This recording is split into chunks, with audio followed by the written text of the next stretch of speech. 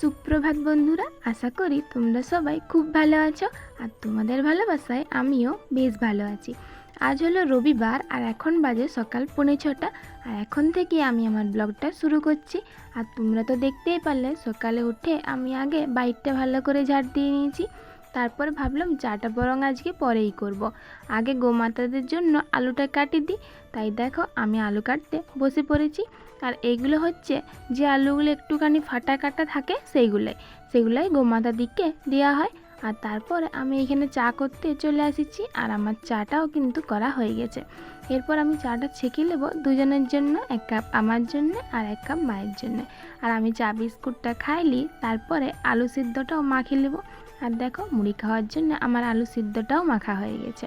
আলু সিদ্ধটা মাখিয়ে ঢাকা দিয়ে রাখে পরে আমি চলে আসছি কলতলায় বাসনপত্রগুলো নিয়ে ধুতে। আর বন্ধুরা দেখো, এইখানে আমি বাসন মাজছি আর পিছনের গাছপালা কত সুন্দর হাওয়ায় নড়ছে। এই মিষ্টি মিষ্টি হাওয়ায় থাকতে সবারই খুব ভালো লাগে। আর বলতে বলতে আমার বাসনগুলো কিন্তু মাজা হয়ে গেছে। তারপর ঘরে আসে রাখি দিয়েছি। তারপরে কালের একটু পায়েস ছিল, সেই পায়েসটা খাই পরে আমি নিচে আমাদের ঘরের বিছানাটা আমি ঝাড় নিয়েছি। তারপরে উপরে মা বাবার বিছানাটাও আমার ঝাড়া হয়ে গেছে। এরপরে আমি উপরটা ভালো করে ঝাড় দিয়ে নেব, তারপর নিচের ঘরগুলোও ঝাড় দিয়ে নেব। আর তোমরা আমার ভিডিওটা দেখতে থাকো। আর বন্ধুরা, স্কিপ না করে পুরো ভিডিওটা দেখার জন্য অনুরোধ রইল তোমাদের কাছে। আর আমার ভিডিওগুলো যদি তোমাদের একটু হলেও ভালো লেগে থাকে তাহলে অবশ্যই লাইক, শেয়ার আর কমেন্ট করবে। আর চ্যানেলটাকে অবশ্যই সাবস্ক্রাইব করবে। আমি ঝাড়টা দিলেই তোমরা ততক্ষণ আমার ব্লগটা দেখতে থাকো। আর দেখো ঘরগুলো কিন্তু আমার ঝাড় দেওয়া হয়ে গেছে, সেগুলো তোমাদেরকে আর দেখালাম না। সোজা চলে এলাম বাইরটা ঝাড় দিতে। আর কত ধুলা বেরিয়েছে দেখো। তো আমি ঝাড়টা দিলি তোমাদের সাথে তারপরে আবার দেখা হবে বন্ধুরা।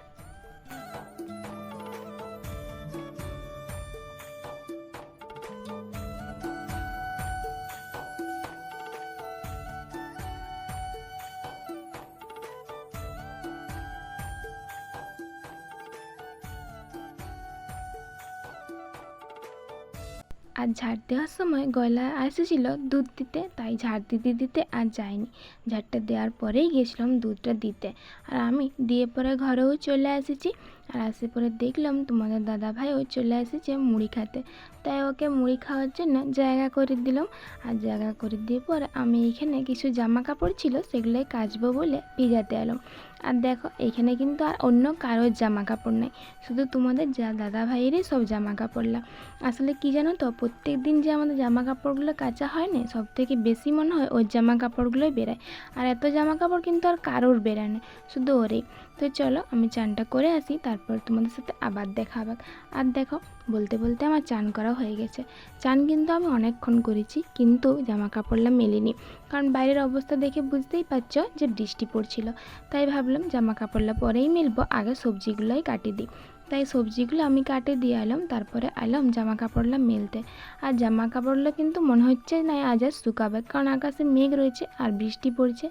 আর দেখো আবারও কিন্তু বৃষ্টি পড়ছে।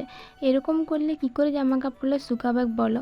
এই ভয়টাই না আমি পাচ্ছিলাম, তার জন্য আর কাচতে পারছিলাম না, কিন্তু কাচতে তো হবে কি।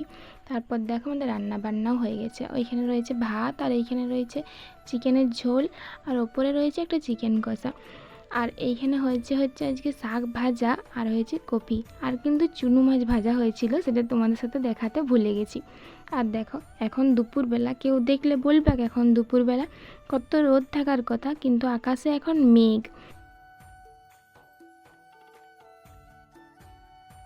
আর ভাত খাওয়া দাওয়ার পরে আমাদের বাইরের খাটে বসে বসে মা, জেঠিমা, আমি সবাই মিলে গল্প করছিলাম। আর দেখো গল্প করতে করতেই কিন্তু সন্ধ্যা হয়ে গেছে। আর এখনও কিন্তু আকাশে হালকা হালকা মেঘ রয়েছে।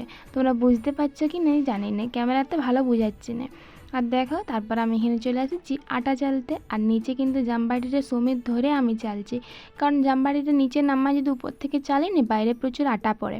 আর এরকম করে যদি চালা হয় তাহলে কিন্তু বাইরে একটা আটাও পড়বে না। আর এরকম করে চালতে আমাকে কে শিখাইছে জানো তো? মা। তো এই জিনিসটা নেই খুব ভালো, তোমরাও একবার ইউজ করে দেখতে পারো, একটুকুনো কিন্তু বাইরে আটা পড়বে না। আমি আটাটা চালিয়ে। আর দেখো এখানে কে শুয়ে আছে, এটা হচ্ছে আমাদের ঘরের সিকিউরিটি গার্ড। তিনজনা থাকে, 3 বেলা আমাদের ঘরে খায় জানো তো। এটা খুব ভালো, একদম সিকিউরিটির মতন কাজ করে। আর দেখো এইখানে তারপরে মা আটাটা ভালো করে মাখিয়ে নিচ্ছে, আর তারপরে এখানে আমি চলে এসেছি রুটিগুলো বেলতে। আর জানো তো রুটিটা না আমি ভালোই বেলতে পারি, কিন্তু আজকে কি হয়েছে বলো তো, আটা মাখাটা না একটু শক্ত শক্ত হয়ে গেছে, তার জন্যই না সাইডগুলো কেমন ফাটে ফাটে যাচ্ছে, গোল হয় না একটাও।